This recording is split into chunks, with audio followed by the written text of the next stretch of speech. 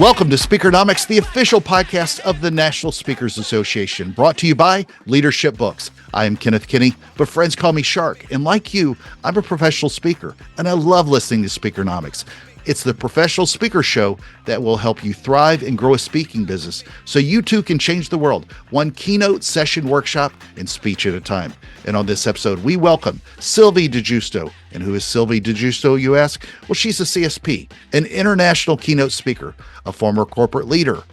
And she also serves as NSA's representative on the board of the Global Speakers Federation. Sylvie, willkommen, benvenuto, and welcome to Speakernomics. How are you today?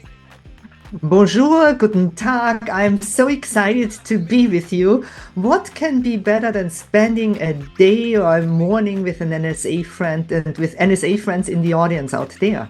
Outstanding. Now, to all my speaking friends, let's take a journey around the world, if you will. You covet having that audience listen to your voice in Vegas, Orlando, Nashville, and Denver. But have you dreamt of captivating audiences in Rio, Paris, Munich, and Tokyo? If you aspire to join the ranks of speakers who command the global recognition in whatever language or culture, can you translate that into how you will get there?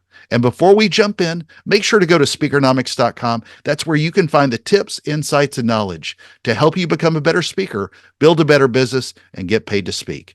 Sylvie, in my Waterworld language, let's dive in.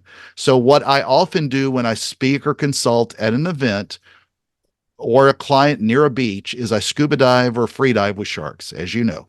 In 2023, you opened Influence in Orlando, and true story, I flew into West Palm Beach that day before and did my shark dives just north of there. Because of timing, I had to dive the day of your opening keynote at Influence. NSA sent out lots of emails and social posts, though, that said you've got to be there by 3 p.m. when the doors close, or else wait until the keynote was over. So the suspense began. And I was literally like 75 feet underwater at one point, and I wondered if I was going to make it on time.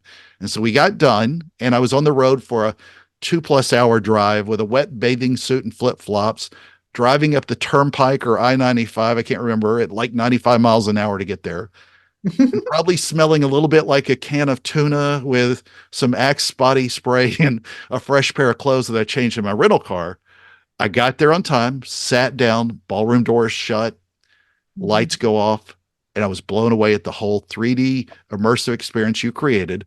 There was a hologram of you, visuals of a human brain spinning around. I think there was an elephant and even some fish. And I knew that's what I needed to have in my own way to go beyond 2D and PowerPoints and videos. And I needed 3D sharks on stage with me. But many of us, I know I do, truly appreciate how you made a lot of us rethink, if you will, visuals and immersive experiences to be much more interactive. And if you did go to Influence or see it, then you got to go to the NSA's vault and watch it. It's well worth it. Put it on a big screen, turn off the lights, grab some popcorn, and enjoy the show. But enough about my fishtails. Sorry I went there. But in a lot of conversations, I've heard directly or third hand quite often now, often as much as actionable tactics, bureaus and meeting planners often reference looking for more interactive type experiences other than just stories. And great stories are great to have, of course. But when you look at this 3D immersive experience to the market, I mean, this was a big thing to test out. This was, testing out. It's not like testing out McDonald's in front of a bunch of food critics and everyone's got an opinion. But what was the reaction that you got either from idea to actually booking these and getting the keynote executed? How did you go about doing that? Well, thank you very much. It truly was one of the highlights of my career, no doubt. And thank you for not sending me a speeding ticket after you rushed to Orlando. But let me go back many, many, many years. And it's a true, beautiful NSA story, and it showcases the value of being a member of such an incredible community. I actually was sitting in Cirque du Soleil just before the pandemic hit us. And one of my valued clients took me there after I spoke at their conference. And all of a sudden, there were white horses running across the stage. And I thought, where did they come from? And I was really fascinated with that idea that there were horses and there weren't horses, and they just ran across our eyes, and it was somehow magical. And one of the things that I have learned from my friends at NSA and in general in business is in the past, I always made the mistakes. I looked at other speakers, what they are doing, and then I thought, how can I do it a little bit different, my way, or just better? But what I've learned is to look outside of your industry, to look into other areas where you can get inspiration and think, how could I make this work for myself? I pretty fast then got into holographic technology, but what always bothered me with holographic technology alone is that some speakers use it as a hologram to transport themselves on stage. But I wanted to be there. I don't want to miss out. I don't want to sit at home and send my hologram. And second, holograms will always be two-dimensional. That's just a fact. Even if you try hard to project a three-dimensional image, it will always look flat and two-dimensional. And I always had that vision of a 3D brain swirling around my head. I wanted to be in it. I wanted to feel it. I wanted the audience to be immersed in it. So then you might remember the pandemic hit. We all got busy buying fancy tools and connectors and microphones and cameras and instantly shifted into this new world of virtual presentations. And after my first virtual keynote, I called our friend Sarah Michelle, that many of you might know, and I cried. I cried on the telephone. And I said to her, if this is my future, I have to quit. I can't do this. While all my speaker colleagues are so excited that they can present from the comfort of their home, for me, it was really tough not to see the audience, not to feel the audience, not to hear the audience, to not get a nod, to not get a smile, to not get a hug afterwards. The after excitement, it was just turning off Zoom and they were all gone. And I cried. And Sarah Michelle said something very valuable to me. She said, if this is not your future, then create your own one. And it sparked the idea of, well, I just saw this wild thing of white horses running across the stage. And I asked her, how do you feel about that? And she encouraged me to get started. And so did all the other colleagues. I called, the friends that we have within NSA where we can reach out if we need an opinion. I called a few of my speaker bureau colleagues. I called clients and said, if we ever go back into a real life situation, is this something that you would book? And all of them said instantly yes. Now, back to influence. I want to share, especially with this audience and in the vault, in our secret vault here on the podcast, that I had the pleasure of being invited on main stage beforehand twice. And twice I denied it, which is always very surprising to other NSA speakers, because I always had that vision that if I go in front of my colleagues, I so much respect that stage and that audience.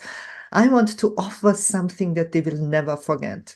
I would have been ready with my regular keynote probably beforehand, but then you would never go back and think, oh, remember that one woman? I don't remember her name, but she had a 3D brain swirling around her, and an elephant crossing the stage and fishes swimming around, or they might remember different aspects. I always wanted to have this effect because for me personally, it will always be the greatest keynote of all times, Mark Scharenbrock in 2015, his closing keynote.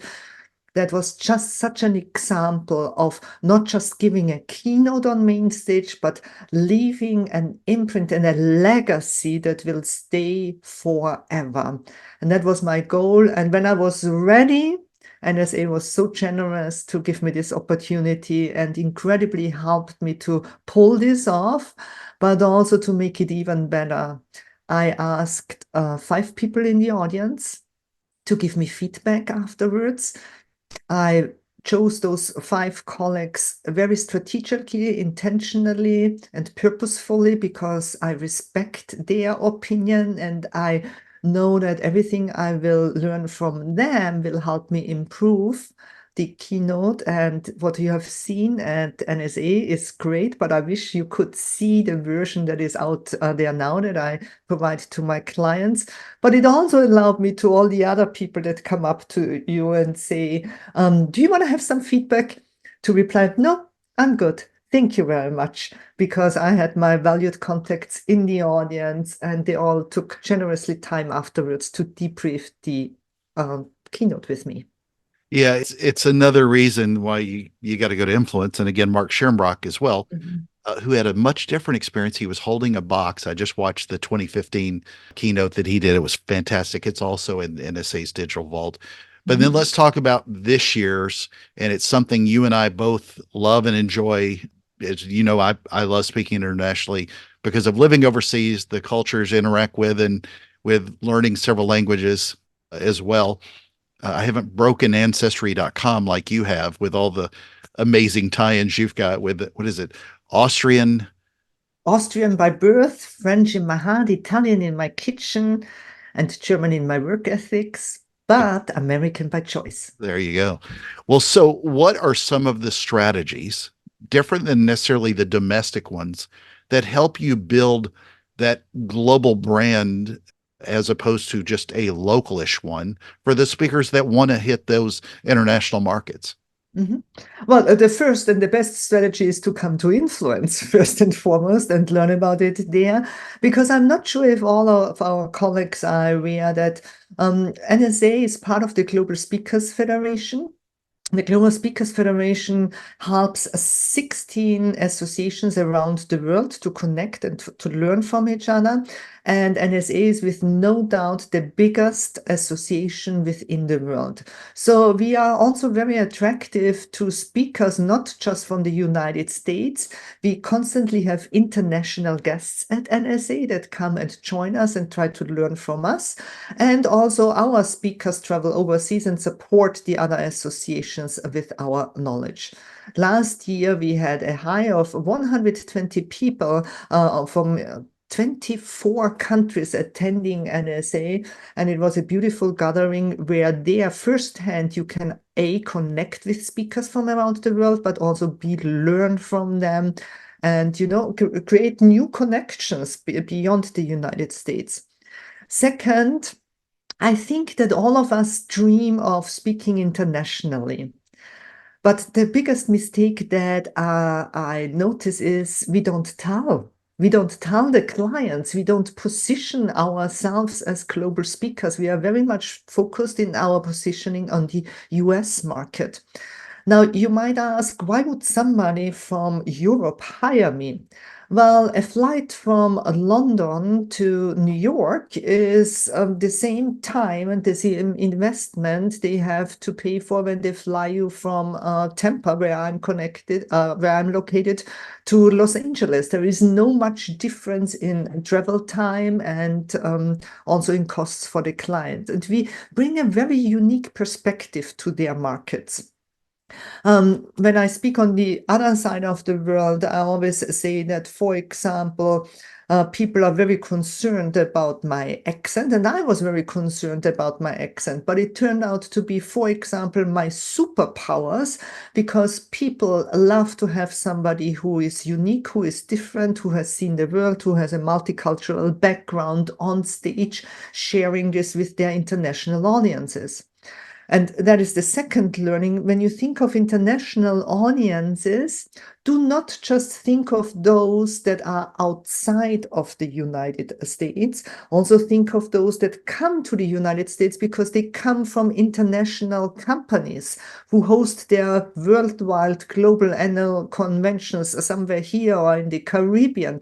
So you have a lot of opportunities beyond the fact what's easy to speak virtually for international clients, also to get in front of international audiences in person. So at Influence, I will have the pleasure to share some of those concepts that are very much focused on how to position yourself, how to brand yourself, how to adjust your marketing collaterals. but also a little bit about the logistics. We all dream that it's easy to do that, but it's not as easy as you might think. I will bring in some knowledge from people I had the pleasure to interview, speaker bureau owners, immigration lawyers. What does it mean for visas and similar processes I have to go through? And lastly, talk a little bit about the cultural differences. While I am convinced that there are no cultural differences, because if you just approach every single client and audience with the theme of respect and interacting respectful with them, then you're gonna be fine. But of course, there are nuances that we will discuss. Well, in for all those that are considering flights, I've told clients this before, whether you're going to Tampa or London Mhm. or heaven or hell, you're still going to make a connection out of Atlanta. So it's just it's all the same from travel. Then how do we go about identifying engaging international clients? Because it's hard enough for a lot of people to just find their niches in, Colorado or whatever vertical is in Illinois. It's much bigger when you're looking at the entire world as opposed to a localized area. Yes. Unlike common belief, I do not recommend you to reach out to international clients. I also don't recommend that to do that in the United States or with speaker bureaus under the theme of, I happen to be in France from July 14th until July 31st. I offer you a special deal, and by any chance, could you set up a speaking tour for me? I think it's the biggest mistake that you can make. Talking about our speaker bureau partners, and there are many international bureaus, are interested in a long-term relationship. They have better things to do than planning a one-time speaking tour for you, not knowing you, not knowing what value you can bring to the audience, etc. Instead, make sure that they hear about you. Let them come to you, let them find you. Either you are this good that your footprint travels beyond the United States, or you help your footprint to travel a little bit beyond the United States. I do a lot of things behind the scenes on social media and with search engine optimizations to make sure that if somebody in Europe, for example, looks for an international speaker with my profile, with my knowledge, that they are going to find it. And I go back to the first point. If you don't tell them that you want to speak globally, they will not find it. And then it's about using the right tools and mechanism on the back end to ensure that they will find you. You're going to talk more about this obviously in depth at Influence, but what kind of guidance can you give that's practical today, at least on how to adapt your speaking skills to that global stage? You touched a little bit on language and culture, but anything further into that? Well, I don't think that there is much difference between an international engagement and a US engagement when it comes to preparation. Every single time I feel the responsibility to customize my presentation for the client. And I research the organization I'm speaking for. I research the audience I'm speaking in front of. I research the challenges that they have. And yes, if you travel outside of the United States, you research the country you are going to travel to and the culture that they have. And if you are an NSA member and embedded into the GSF community, you will find so many speakers around the world you can reach out to and connect with them up front and ask them about their experiences and about their input, what you should do and what you should not do. I think it's our responsibility to do our homework. And it doesn't really matter if it's an US client or an international client. And even when you speak in the US, you would at least hopefully look into their corporate culture, into, I don't know, their local environment, and you do the same, possibly on a little bit deeper level when you speak internationally. How often, I'm curious, as somebody that also speaks several languages, how often do you do an event overseas to where they ask you, or do you ever feel compelled to drop in a little colloquial French reference, even though they may have asked you to do stuff in English? Because I, on occasion, have given up to a full keynote, but oftentimes Yes. they like, sometimes it's just the phrasing. And I find sometimes that people, maybe a joke in Spanish or uh, maybe not a joke in German, because you guys don't, the Germans and Austrians don't do a good job of laughing enough. But there It are depends on times the joke. well, It that's true. depends on That's the true. joke. That's a very good one. So, but I think sometimes people also get a little overwhelmed thinking they have to speak German or have to speak French. And I remind people over and over that you don't, but you give me your insight and expertise, please. Yes. Nobody expects you to speak the language of the audience. And if you expect that, they usually have translators there, which is way more difficult to work with a translator, as you know, than maybe learning one sentence in Spanish or one sentence in French. But what you can also do is to showcase that you appreciate and value the local environment. There are so many tools out there nowadays that can help you with artificial intelligence to live translate your presentation and they read it in the captions, or to translate your PowerPoint slides into their language. And maybe it's not every slide, maybe it's just the opening, the closing, the welcoming slide. As long as you show effort and intentionality, you are going to be fine. Language, in my opinion, should be the least thing that, or the last thing that holds you back. Let me share a personal story, if you don't mind. Years ago, I have been invited to be a guest on a political show. A TV sender in New York called me and said, "Can you come in tonight and talk about the public perception of a politician?" And of course, at the beginning of your career, you take every media opportunity that you have. I found myself in between a row of political experts. Each of them had picture perfect English, used words so sophisticated and yummy, I couldn't even understand them, right? So when I watched myself in the evening, because they invited me back and back and back and back again, I hated it. I hated to see myself. I hated to hear myself, even worse than when you see yourself on a video from your keynote. At the holiday party, I sat down with the producer and during a personal moment asked him and said, "Why do you invite me again and again?" And I shared my insecurities with him. And he said to me, "This is the reason why we invite you. Because first, you sound like an international expert.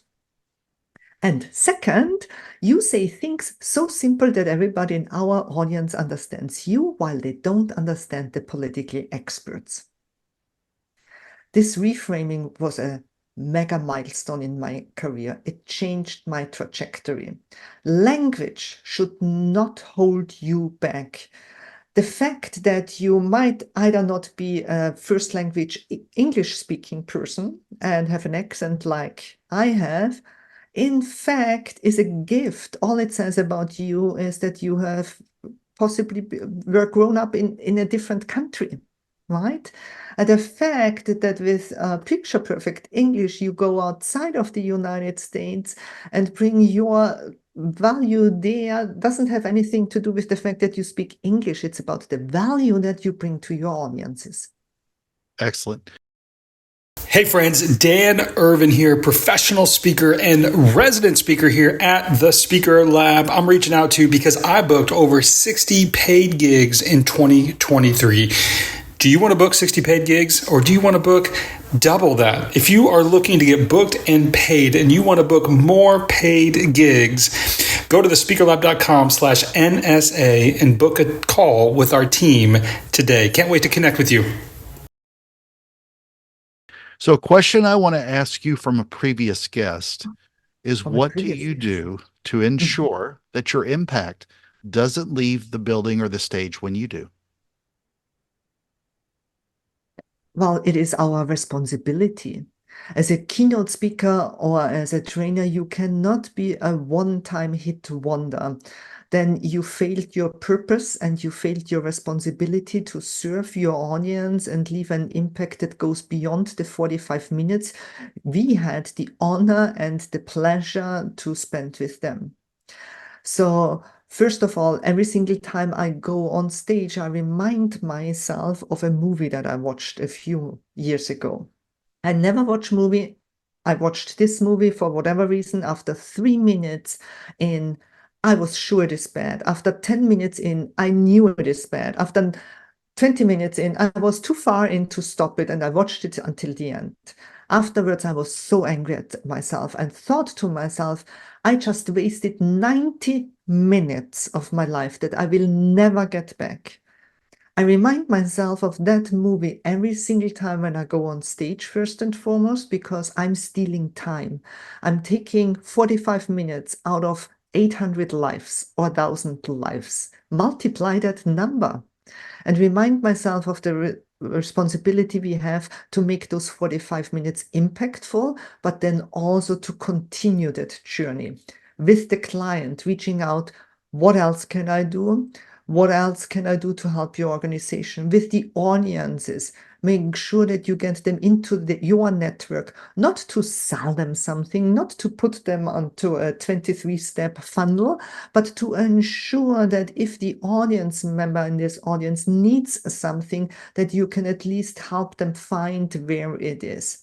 With your bureau partners, to ensure that they make more business afterwards, either with this client or with audience members who have been in there, with your speakers that you speak at the same event to debrief together. What else can we do for this client? Your responsibility doesn't stop after those 45 minutes. And I hope each of us is aware what responsibility we have during those 45 minutes already. Fantastic. So, what is a question that you would like to ask a future guest on the show? That's a good question and a difficult one. How about the following? I'm not sure who you are getting next, but from the next guest on your fantastic podcast, and by the way, thank you so much for serving for the National Speakers Association. It takes a lot of time and effort to be the host of Speakernomics, and we all appreciate you and everything that you do for NSA. But for the next guest, whoever you have on your podcast, I would challenge with the question, what will you do next to disrupt this industry? That's good. Makes me want to see your presentation in Denver that much more. So I expect you to come in with like lasers and cats and laser Or cats costumes, and yeah, Yeah. everything. You have shark costumes, but I have to tell you, 2018, some might remember I was in a robot costume on Oh, stage. nice. So since I didn't want to continue that, I went into immersive experiences. That's fantastic. All right, well, let's do a quick recap based on Sylvie's global good advice. Number one, she reminds us go to influence. And also, the biggest mistake is that we don't position ourselves as global speakers. Let your friends and following know that you speak globally or are interested. Also, ask, why would someone in Europe hire you? Remember that your accent is your superpower. And when thinking of international, don't just think of those outside the US. There may be plenty of people inside the US who are traveling here, visiting here, working here. Let them know that that's also part of your repertoire. Number two, she recommends not reaching out to international clients the same way you may do here. You may happen to be in France for the weekend, but international bureaus are looking for long-term relationships, not that one-term hit weekend. Create a footprint with SEM, SEO, and social so that they can find the international flavor that you offer. Number three, preparation may be pronounced differently with a different word in another language, but it still means the same to us as professional speakers. And it is our responsibility to do our homework and look further into their culture, the client, the things that concern them locally, just like we do back home. Sylvie, I can't wait to see your presentation in Denver again. Any closing thoughts before we get out of here and jump on another journey somewhere, at least en route to Denver? Thank you very much. I'm so impressed by your summary. ChatGPT couldn't have done this better than you. Thank you very much for having me. Thank you very much to every member of NLSA and to those who are not members of NLSA. You are truly missing out if you are not joining this fantastic community. Agreed, and thank you. Well, friends, make sure to join us at speakernomics.com and let your voice be heard. Thank you to Leadership Books for sponsoring this episode. I am Kenneth Shark-Kinney, your host of the National Speakers Association's podcast, Speakernomics, and this has been another globally fantastic episode of the show. And to everyone listening, thank you for the privilege of your time. And remember, Speakernomics is the podcast where you'll learn to speak, get paid, repeat.